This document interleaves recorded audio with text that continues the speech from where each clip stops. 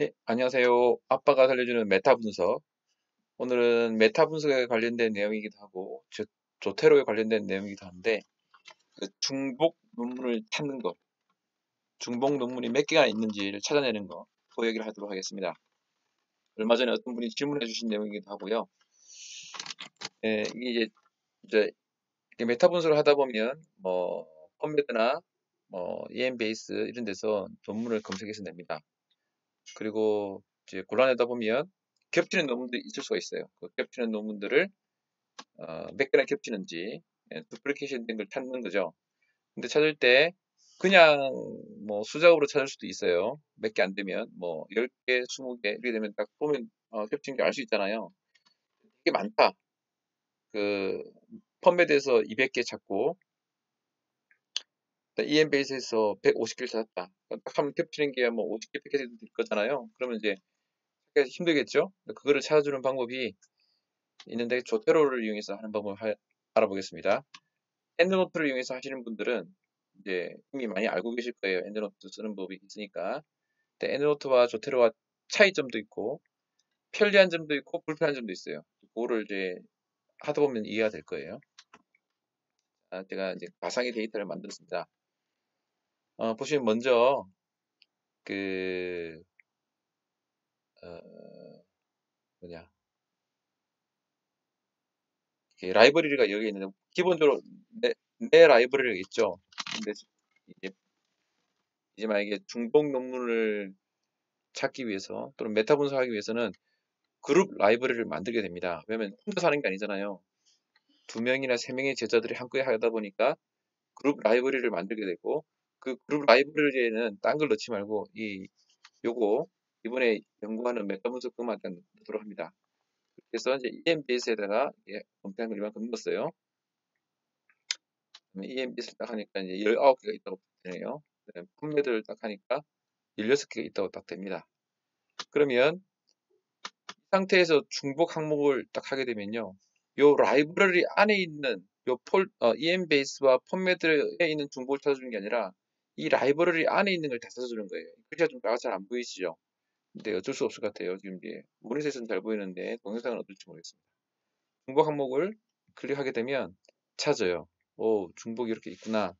근데 요때 엔드노트와 좀 다른 점은 엔드노트는 두 개를 그냥 찾아서 해버리지만 도태로는 자기 딴에는 중복이라고 찾았는데 혹시나 중복인지 아닌지 몰라서 우리한테 물어봐요. 어떻게 물어보느냐면 저자에게 이렇게 하나 딱 선택하게 되면 클릭 한번 하면 하나가 선택돼야 되는데 중복이 된 경우는 이 두 개가 한꺼번에 선택돼요.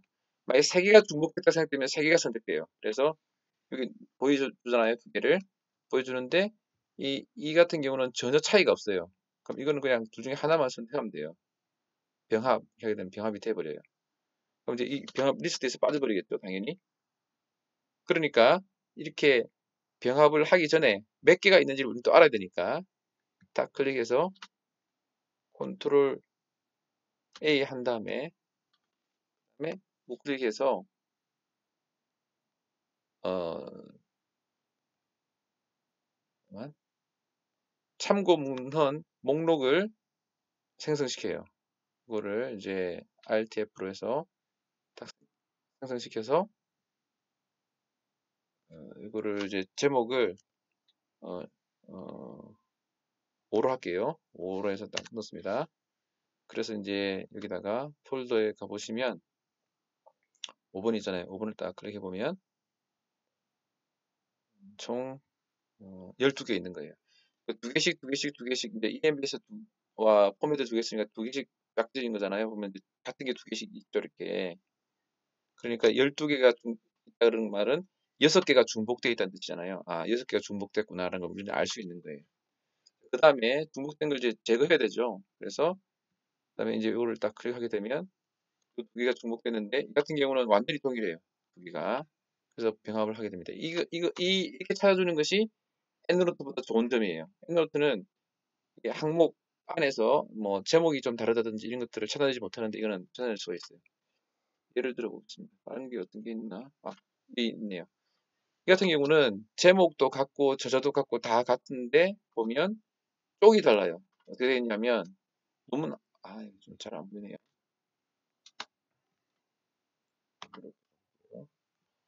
이게 뭐 이런 표시가 있죠. 이걸 클릭해 보면 하나는 163-168, 그러니까 163도에서 168도까지 있고요.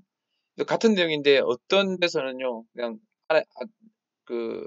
뭐 1632, 100은 같으니까 그냥 163-8 이렇게 표현되는 경우가 있죠. 그럼 난 이게 더 좋겠다 싶으면 위에 거를 선택하고 또 요 밑에 걸 또 볼게요.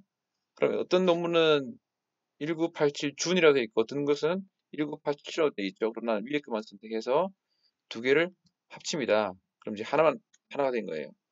또 하나 더 볼까요? 이것도 그렇고 이것도 그렇고 이것도 그렇고 이 같은 경우는 볼게요. 지금 이제 두 개가 같은 걸로 판단했는데 쪽이 있는데 쪽이 131쪽까지 있으면서 디스커션이 132쪽까지 있는 요런 게 쪽이 좀 복잡하게 돼 있고 다른 아래쪽을 보니까 아래쪽 거는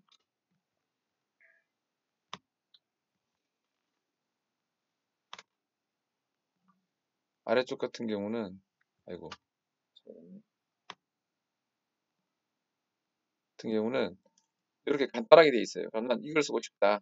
이렇게 하면 이렇게 된 다음에 두 가지 항목을 합니다. 이런 식으로 해서 이제 항목을 하나씩 이렇게 개수만 아는 게 중요하다. 그러면 사실은 뭐 이 작업 필요 없죠. 근데 과연 진짜 이것이 항목 이게 두 개 찾았는데 과연 두 개가 맞는지 아닌지를 일일이 물어봅니다. 우리가 알 수 있게 해주는 거예요. 어떤 경우는 이런 경우가 있어요.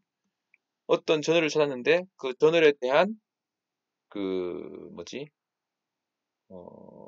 레터가 있어요. 그럼 마치 두 개처럼 보이지만 사실은 하나죠. 이런 것들에 대해서 하나는 삭제시켜야 되는 거잖아요.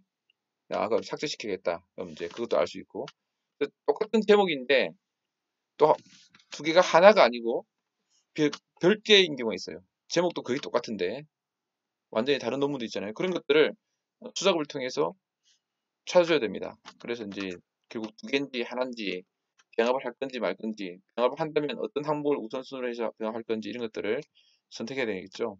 그렇게 해서 이제 병합을 해주는 겁니다. 그래서 이제 다시 처음 주제로 돌아와서 병합하는 그 자체는 기능은 이제 도태로 상당히 뛰어나요. 근데 몇 개나 병합을 해야 되나를 찾는 데는 조금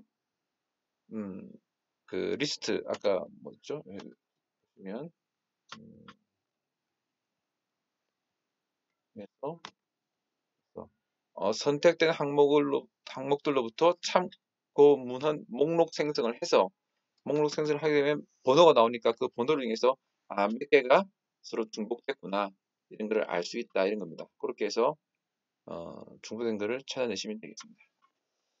자, 그래서 이제 이 조태료 자체가 그 메타 분석을 위한 건 아니기 때문에 약간 우회하는 방법으로 중복 논문을 찾아봤는데요. 어떤 수작업을 하는 것보다는 훨씬 쉽게 중복된 글을 찾을 수가 있습니다. 그러면 다들 열심히 연구하시고 재미있게 연구하시길 바랍니다. 감사합니다.